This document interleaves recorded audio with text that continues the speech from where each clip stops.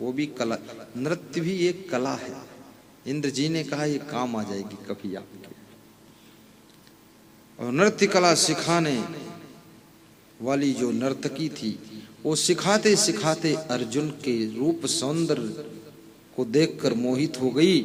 अर्जुन से विवाह का प्रस्ताव रखा तो अर्जुन ने कहा यहाँ मैं सीखने आया हूँ, विवाह करने नहीं आया हूँ, आपके साथ में स्पर्श का संबंध नहीं कर सकता हूँ। तो उसने श्राप दे दिया अर्जुन को। बोले श्राप दो चाहे पाप दो, लेकिन मैं गलत काम नहीं करूंगा। याद रखना, विद्यार्थी को सोचना चाहिए, अगर तुम पढ़ने के लिए कहीं गए हो, भोपाल गए हो, इंदौर गए हो, दिल्ली गए हो, तो अर्जुन से सीखो, वहां दूसरा कुछ गलती मत करना, वहां जिस उद्देश्य से गए हो वही काम में मन लगाना, तो सफलता जरूर मिलेगी। क्योंकि माँ बाप सोचते हैं कि मेरा बेटा इंदौर पढ़ रहा है, वो कोई और दौर में लगा हुआ है, तो फेल हो जाता है। माँ बाप को भी धोखा मत दीजिए। और यदि साधु बन गए हो तो अच्छे साधु बन जाना, माँ बाप का भी नाम रोशन कर देना। और किसी भी फील्ड में कहीं भी सफल होने के लिए, चाहे राजनीतिक फील्ड हो, चाहे साधु लाइन हो, चाहे विद्यार्थी जीवन हो, चाहे बिजनेस हो, लेकिन मेहनत सब जगह। जब सबसे अधिक मेहनत करोगे तो हर जगह तुम फर्स्ट पास हो जाओगे। मेहनत करना पड़ेगा। और आदमी बड़ा आराम तलब हो जाता है कि बस हो गया। परिश्रम, कम पढ़े लिखे लोग अधिक परिश्रम करते हैं तो पढ़े लिखे लोगों से भी आगे निकल जाते हैं। राजनीति में भी क्या है, इसमें भी तो बहुत परिश्रम ही है। रात दिन जनता के बीच में दौड़ना, जाना आना, मिलना, एक रात के बज जाए, 2 बज जाए, क्या फर्क पड़ता है। इनके उसमें जाओ, उस कार्यक्रम में जाओ, खूब डीजल फूंकते रहो, भागते रहो, दौड़ते रहो। लोग घर में मिलने आए, उनको मिलो, राम राम, दादाजी क्या है काम, वालेकुम सलाम ये सब करते रहो। और कितना तकलीफ हो फिर भी हंसते रहो। राजनीति में हंस हंस कर सबसे जो मिलते हैं ना, उनका वोट भी पक्का होता चला जाता है। हंसकर मिलना, ये राजनीति का बहुत बड़ा खेल है। और साथ में अथाक मेहनत करना। मेहनत तो सभी कर रहे हैं, लेकिन सबसे 1% ज्यादा जो मेहनत कर लेता है वो सफल हो जाता है। मेहनत तो सभी कर रहे हैं। परिश्रम दरिद्र को दूर भगाता है और लक्ष्मी को निकट बुलाता है। आलस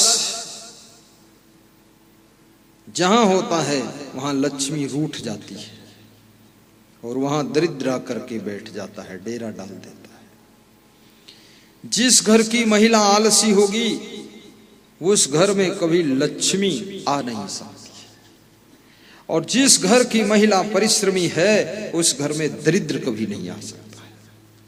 और जिस घर की महिलाएं सामान को सेटिंग से रखती हैं, संभाल कर रखती हैं, साफ सुथरा रखती है, उस घर की उन्नति दिन दूनी रात चौगुनी होती रहती है।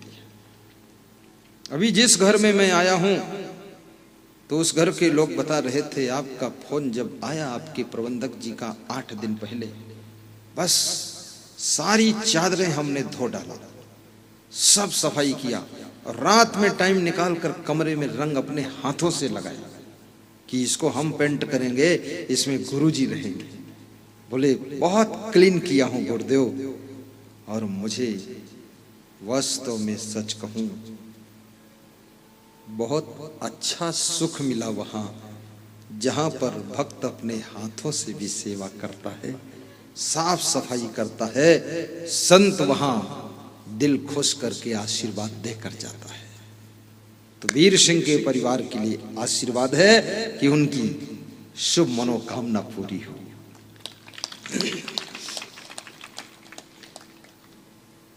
और जिस घर में सवेरे सवेरे भजन गाए जाते हैं, भजन की cassette, memory card, pen drive बजती है,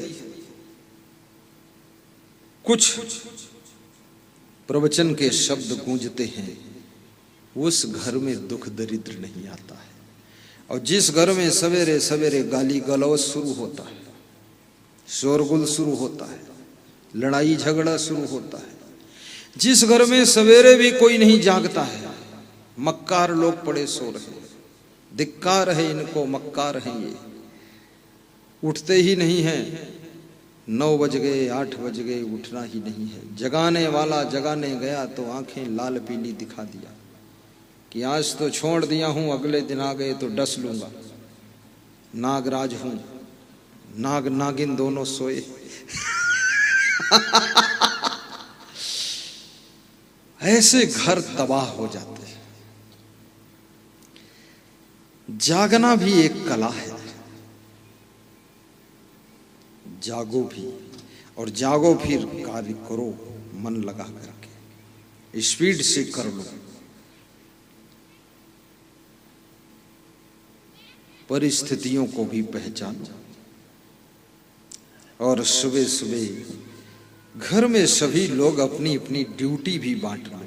ड्यूटी वितरण होना चाहिए, किसको झाड़ू लगाना है, किसको किचन साफ करना है।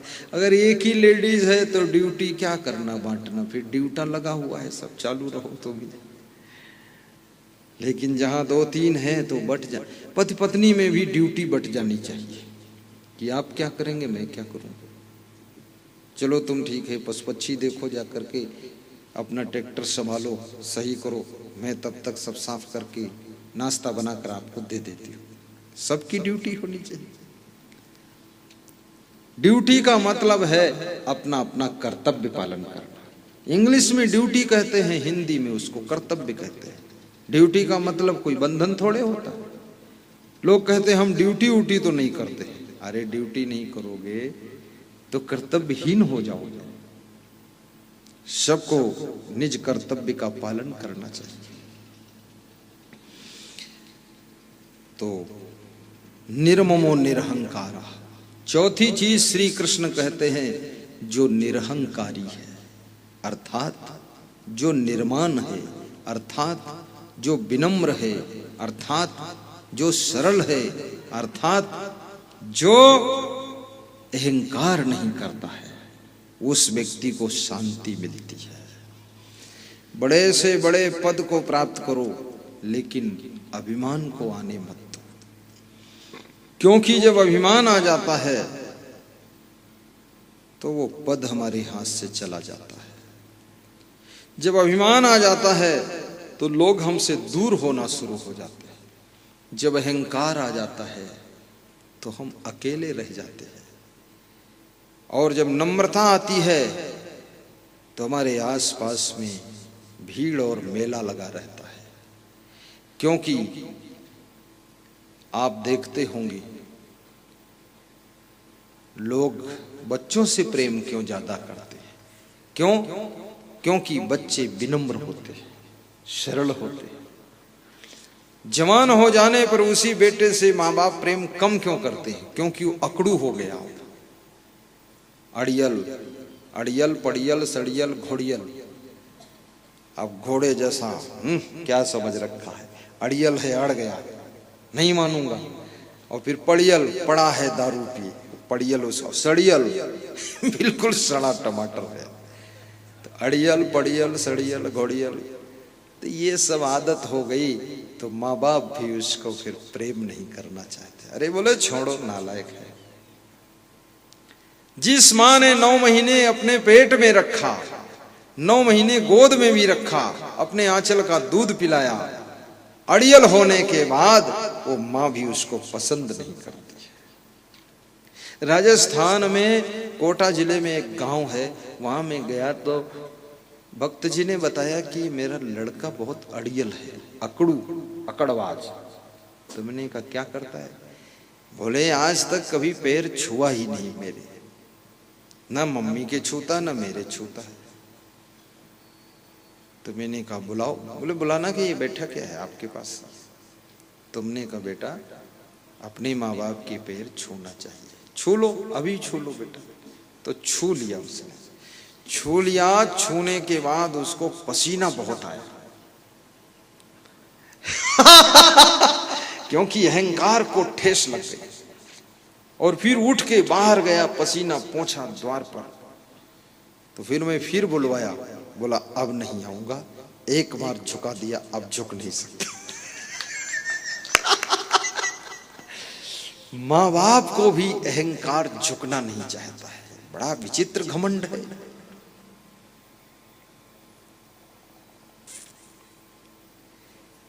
अड़ियल भी मत बनो, सड़ियल भी मत बनो, सड़ जाओगे तो बदबू आएगी। ऐसे काम मत करो जो तुम्हारी बदबू फैले संसार में। नाम हो बदनाम ना हो, ऐसा कार्य करो। और इतना नाम कमाओ कि तुम्हारे नाम से तुम्हारे माँ बाप की पहचान होनी चाहिए। तुम्हारे माँ बाप कहीं जाएं तो उनको कहना पड़े कि वीर सिंह का पिता हूं, मेरा नाम बाबूलाल है, कहना ही पड़ जाएगा। और अभी हमारे पास में बहुत से भक्त आते हैं तो अपने गांव के भक्त का नाम लेते हैं कि ब्रगेंद्र के गांव से आया हूं, इंदौर से, क्योंकि वो जानते ब्रगेंद्र को गुरुदेव जानते हैं, केपी सिंह को जानते हैं, हमको नहीं जानते, तो उनकी याद दिला देते हैं।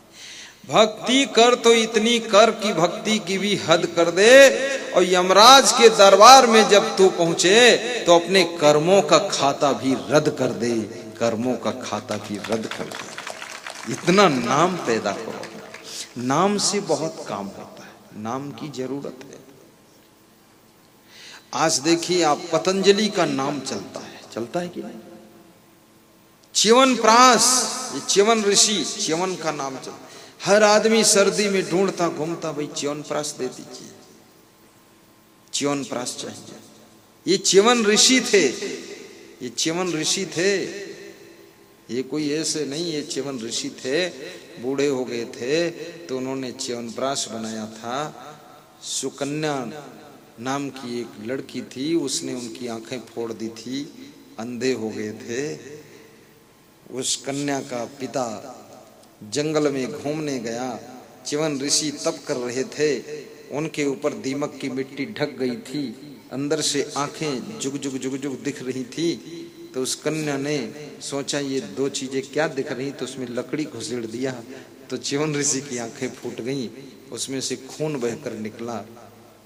जो खून की धार निकली तो उस कन्या के पिता ने कहा, अरे ये तो कोई ऋषि बैठा था बेटी, तूने इनकी आंख फोड़ दी।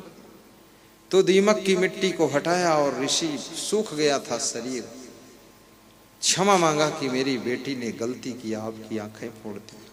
बचपन में विवेक नहीं होता है बच्चों के पास में, और जब तक विवेक न जागृत हो तब तक समझ लो तुम्हारी उम्र भले ही जवान हो गई हो, बूढ़े हो गए, लेकिन तुम्हारा बचपना ही है और बचपन ही है। विवेक नहीं तो बचपन में ही है आप।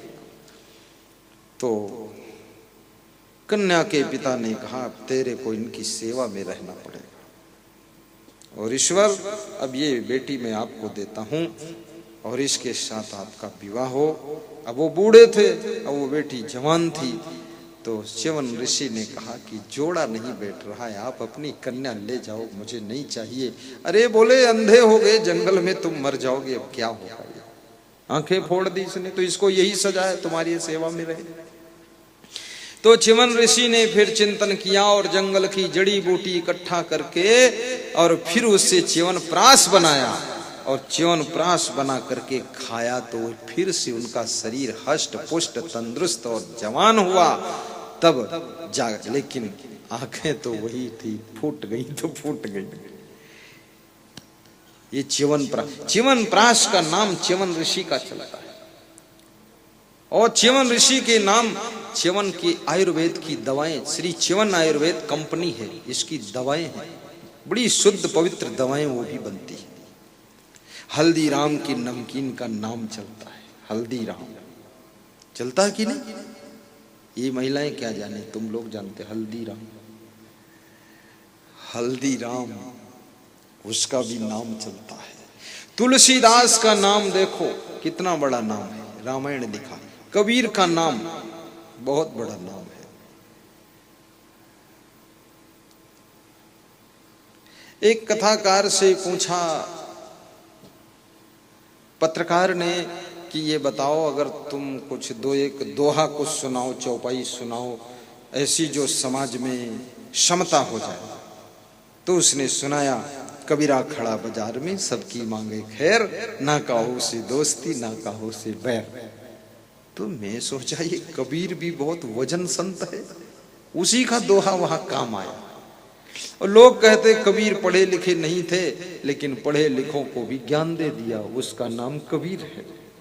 पढ़े लिखे भी कबीर का ज्ञान प्राप्त करते हैं। कबीर की बात में बहुत वजन है। तो जब अच्छे कार्य करोगे तभी तुम्हारा नाम होगा। ये गलत काम करने से नाम थोड़े होता है, आलसी बनकर बैठे रहने से नाम थोड़े होगा। बहुत मेहनत करना पड़ेगा इसके लिए, और अच्छे कार्य करना पड़ेगा, अच्छा चरित्र बनाना पड़ेगा, अच्छा स्वभाव रखना पड़ेगा, तभी नाम होता है। कई लोग अपने बाप के नाम से भी चुनाव जीत जाते हैं। बाप मर गया, उसके नाम से चुनाव जीत जाते हैं। बाप के नाम से नौकरी मिल जाती बहुत लोगों को। नाम इतना तगड़ा चलता है।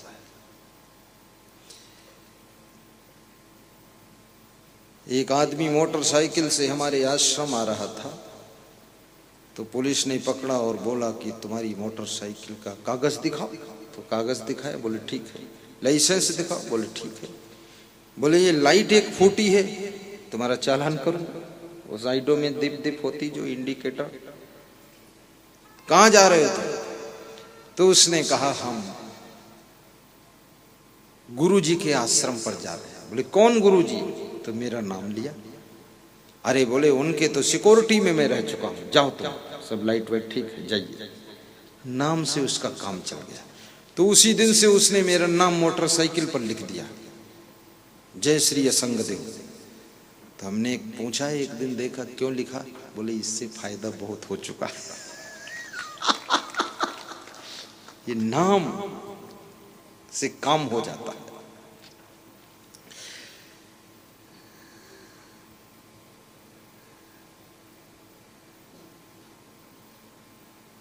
प्रभाव इतना बनाइए आप, और धनवान बनो, गुणवान बनो, बुद्धिमान बनो, विचारवान बनो, महान बनो और विवेकवान बनो, तब नाम होगा। चरित्रवान बनो। नाम ऐसे थोड़े फोकट में हो जाता है। गुणवान भी बनना पड़ेगा, चरित्रवान बनना पड़ेगा, धनवान, महान। कुछ लोग कहते हैं अरे इनका नाम बहुत है। अरे नाम फालतू थोड़े है, तुमको कौन मना किए है? फील्ड खाली पड़ी, उससे ज्यादा नाम कर लो अपना, क्यों नहीं करते हो? अरे बोले हम ही लफड़म नहीं फंसे। तो तुम नहीं फंसा तो भी फंसे हैं, तुमका कौन परेशानी?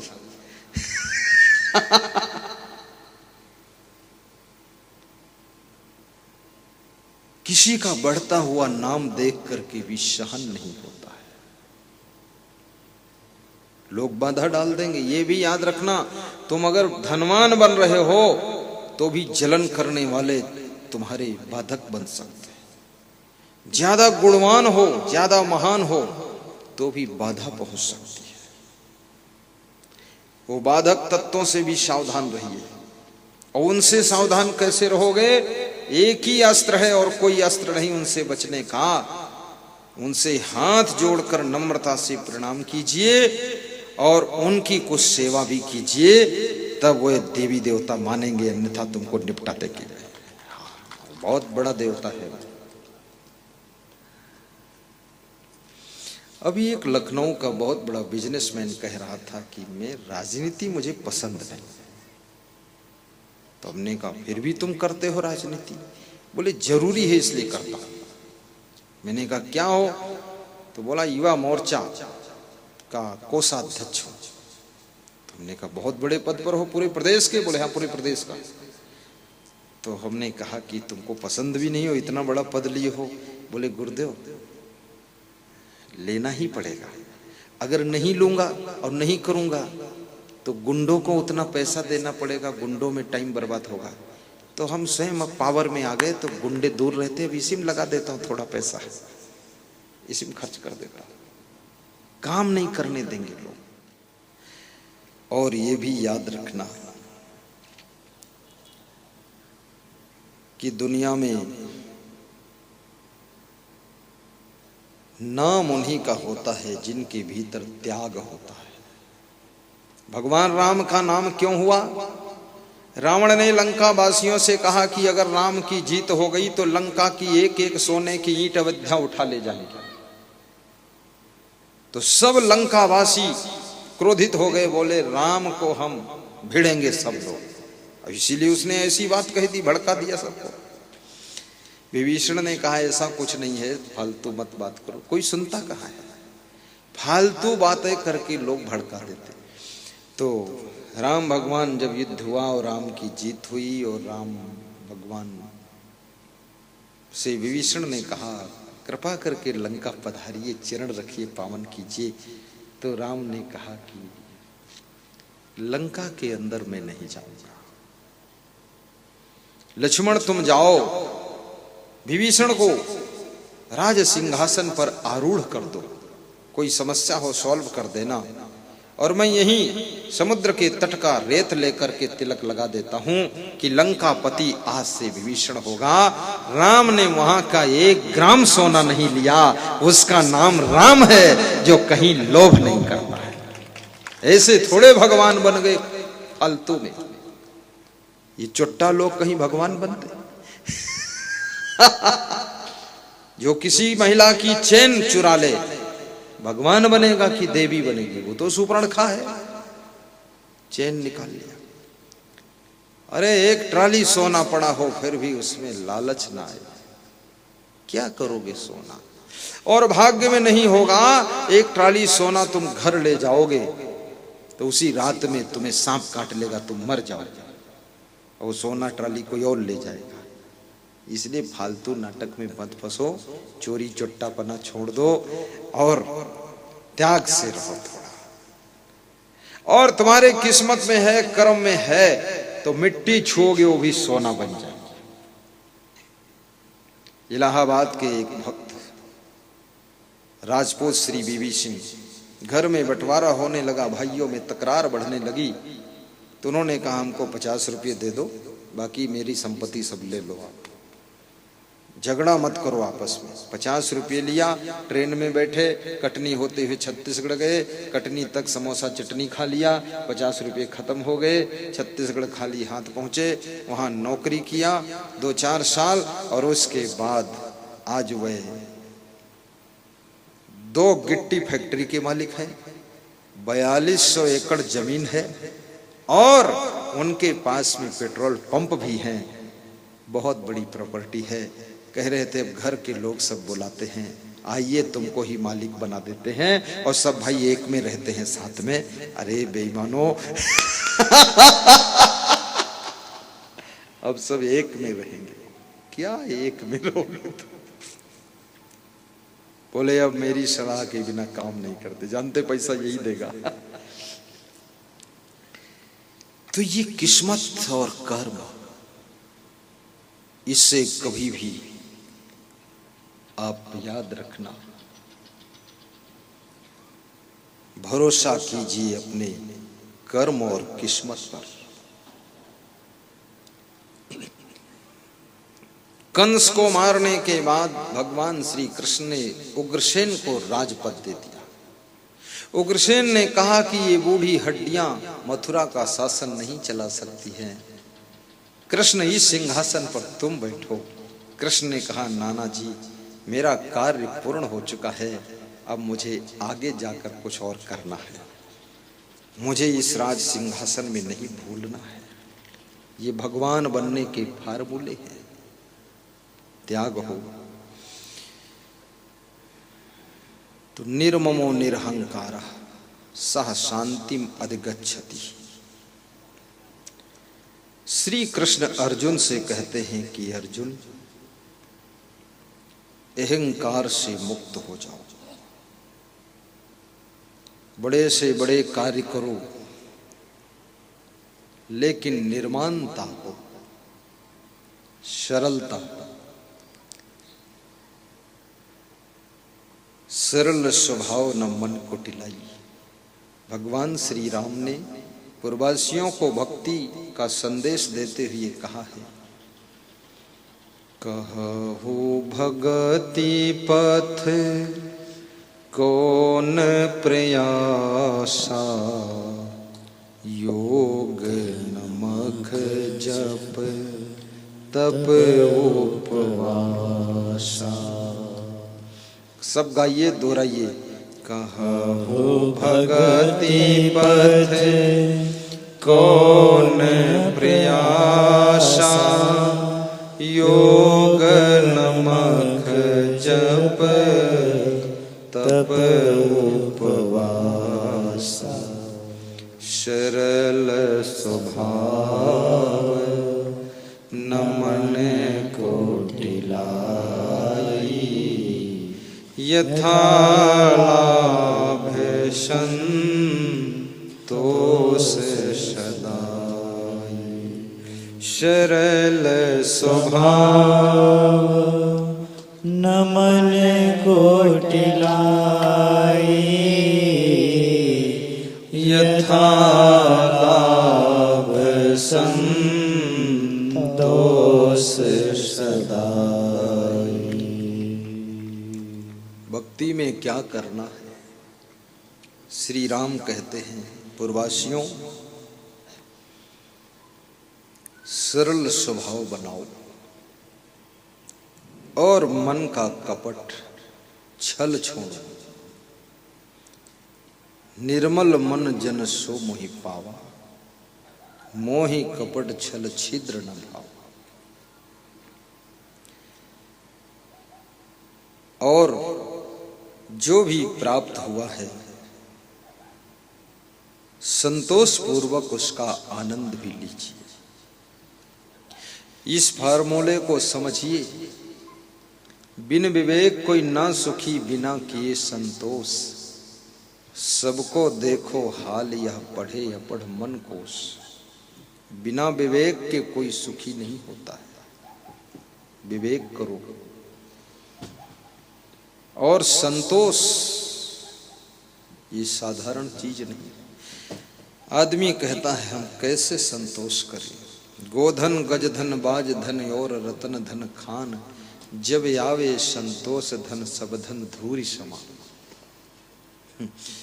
ये संत कबीर कहते हैं, संतोषामृत तृपता नाम तत् सुखम शांत चेत साम, नच तद्धन लुब्धा नाम इतस्य एतस्य धावताम।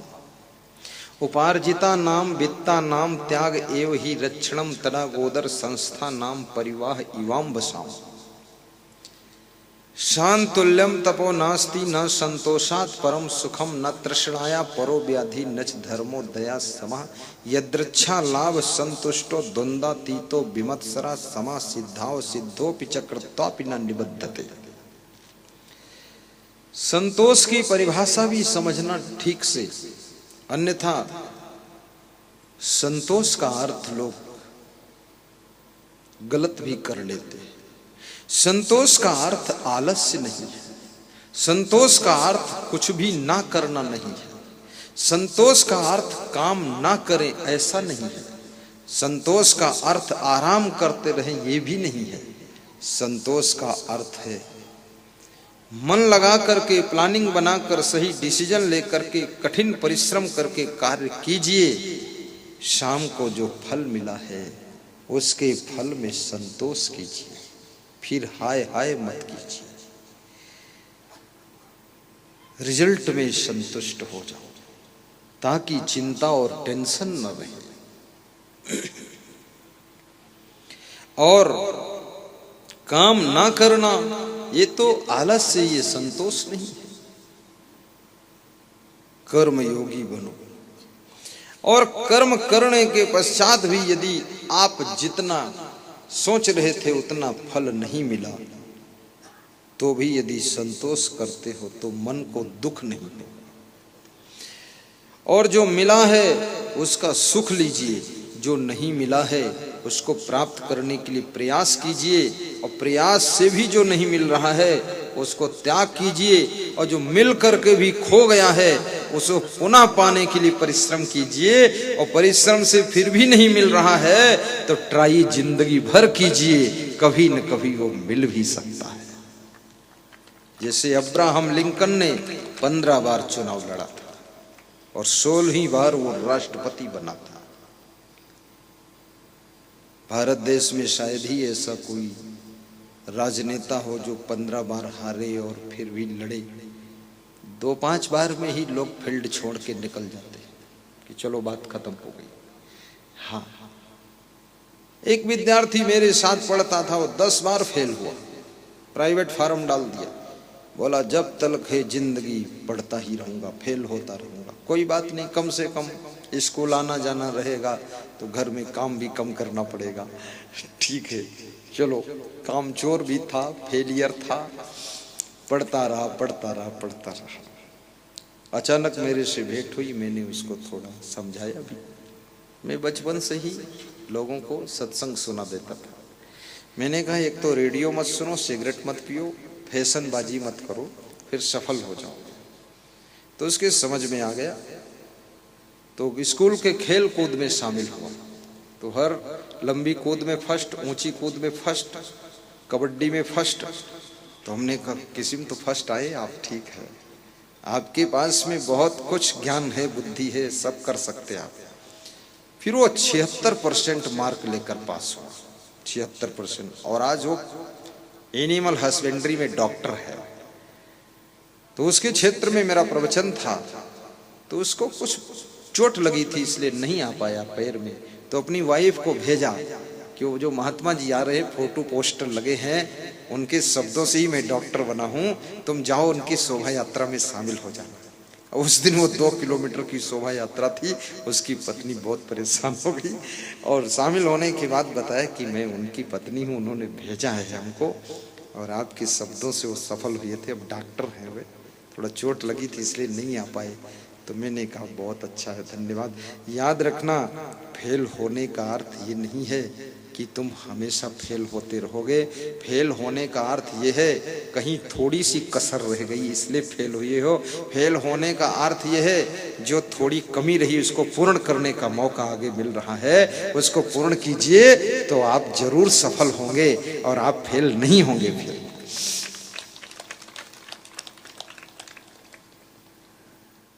श्री कृष्ण अर्जुन से कह रहे हैं कि अर्जुन, इस संसार में अवसर तो सबको मिलता है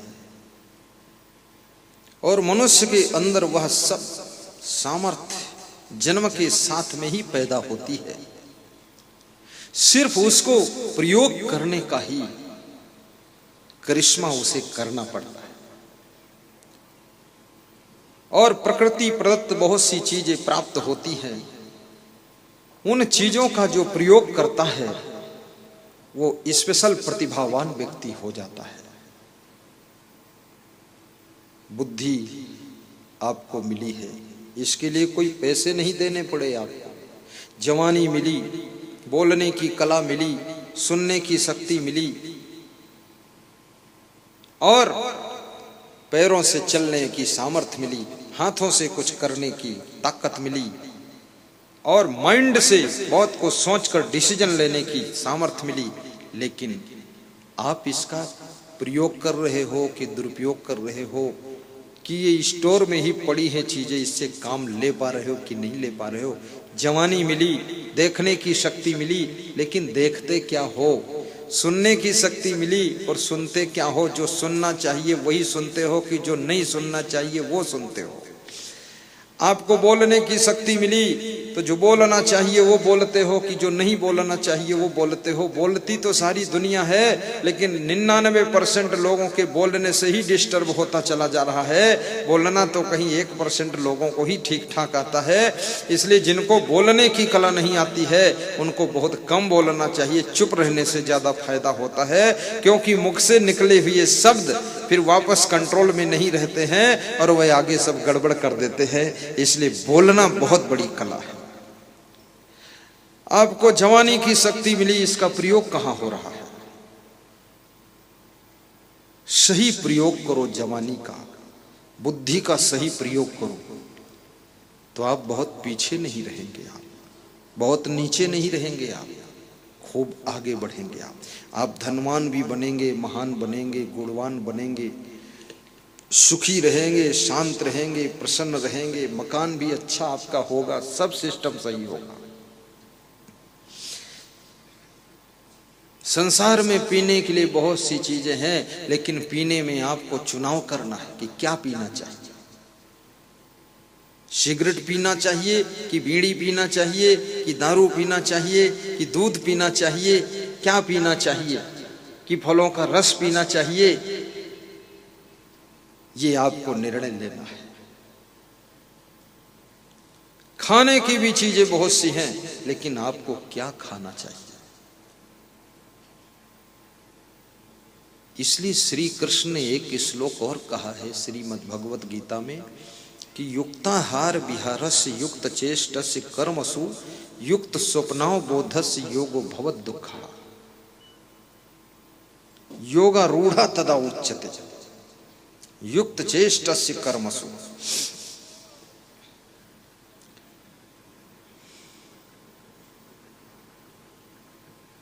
सर्व संकल्प सन्यासी योगारूढ़ा तदा उच्यते।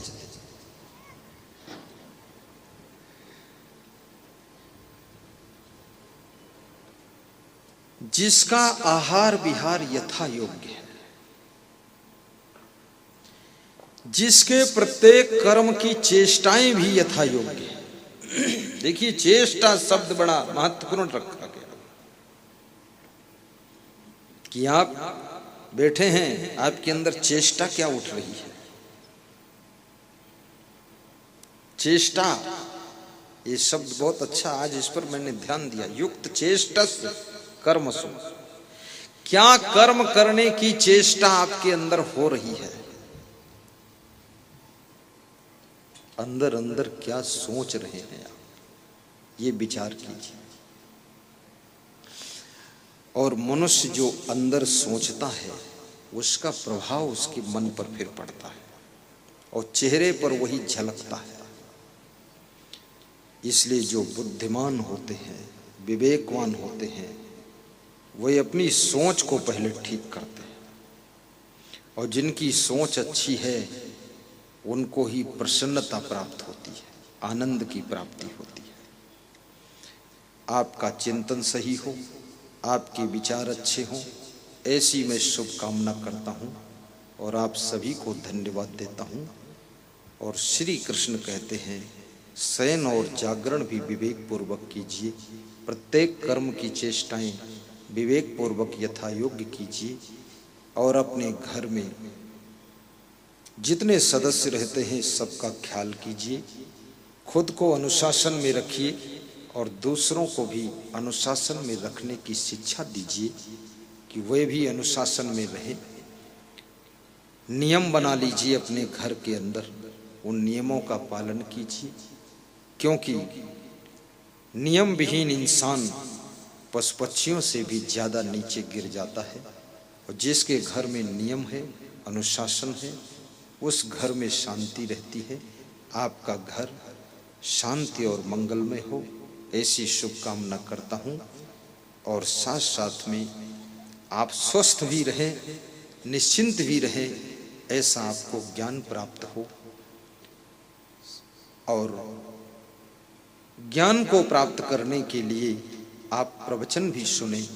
इसमें ऐसे कितने लोग हैं जिन्होंने टीवी में मेरा प्रवचन सुना है, दोनों हाथ ऊंचे करके बताइए। धन्य हो, धन्य हो। 9 बजे रात को आस्था भजन में ना। और ऐसे कितने लोग जो मोबाइल के यूट्यूब में भी प्रवचन सुनते हैं, मोबाइल के यूट्यूब में। Very good. इस प्रवचन का प्रचार प्रसार भी करना और मोबाइल में सब्सक्राइब करना, दूसरों को शेयर भी करना, व्हाट्सएप में भी डाल देना, सबको लाभ मिले। शरीर को स्वस्थ रखने के लिए भूख से भोजन थोड़ा कम खाना, और चबा चबा कर खाना। भोजन खाते समय कोशिश करना पानी न पिए। भोजन खाने के 40 मिनट बाद पानी पिए। पानी भी पर्याप्त पीना, पानी बहुत कम मत पीना। और गहरी नींद का आनंद लेना। ज़्यादा कोमल कठोर बिस्तर का प्रयोग न करना, मीडियम बिस्तर का प्रयोग करना।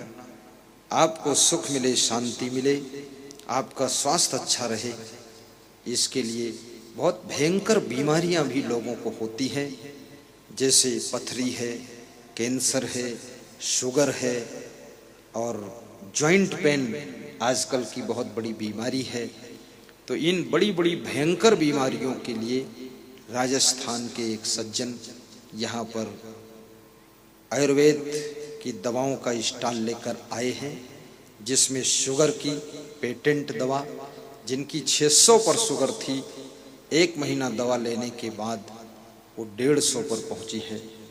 जिनकी जॉइंट पेन बहुत था, उठना बैठना मुश्किल, घुटनों की दर्द, उनको 1 महीने में 90% फायदा हुआ है। जिनके पथरी 5-5, 7-7 ग्राम की थी, वो 1 महीना दवा खाने से गल कर निकल गई है, ऑपरेशन से मुक्त हो गए। ऐसे बहुत से हमारे पास में लोग आए, बताए कि हमको फायदा हो, दवा दे दो। तो मैंने कहा मैं दवा नहीं रखता हूँ। तो बोले दिला दो। तो हमने कहा मैं दिला भी नहीं सकता हूँ, क्योंकि यहाँ वो है नहीं, दवा वाले चले गए। तो बोले तो क्या करें? तो हमने कहा मोबाइल नंबर है, संपर्क करो और मंगा लेना। जो यहाँ के एक मंत्री थे कैलाश चावला, उनको एक कोई दुकान वाला हमको तेल दे गया था दर्द का, घुटना दर्द। मुझे ज़रूरत नहीं थी, वो मिलने आए तो मैंने उनको दे दिया। उनको दर्द थे, उनको बहुत फायदा हुआ। फ़ोन किया, गुरुदेव 2-4 शीशी और भिजवाइए। मैंने कहा मेरे पास तो है नहीं, उसमें देख लो नंबर उम्बर लिखा हो शीशी में, संपर्क साध लो और मंगा लो आप। तो इस तरह की फायदेमंद औषधियाँ आयुर्वेदिक आप प्राप्त कर सकते हैं। और आंवला का प्रयोग भी कर लिया करें। साथ में सलाद सुबह सुबह खा लिया करें, रोज नहीं, एक दिन छोड़कर खाया करें, ठंडी करेगी। गाजर भी कभी कभी खा लिया करें। और आपस में प्रेम से रहने का फार्मूला भी अपनाएं। कलह कलेश मन मुटाव तनाव न रखें। गौ सेवा भी करें, आपका जीवन धन्य हो। आरती सबके पास पहुंच चुकी है, आरती का पुण्य प्राप्त करें। अपने अपने स्थान पर खड़े हो जाएं, हाथ जोड़कर ताली बजाएं, आरती करें। आरती हो साहिब, आरती हो, आरती हो गुरु, आरती हो, आरती हो साहिब, आरती हो, आरती गरीब निवाज साहिब, आरती हो, आरती दीन दयाल साहिब, आरती हो, ज्ञान आधार विवेक की बाती, ज्ञान आधार विवेक की बाती, सुरती ज्योति जहाँ जाग साहिब, आरती हो, आरती गरीब निवाज साहिब, आरती हो, आरती दीन दयाल साहिब, आरती हो, आरती करो सतगुरु साहिब की, आरती करो सतगुरु साहिब की, जहाँ सब संत समाज साहिब, आरती हो, आरती गरीब निवाज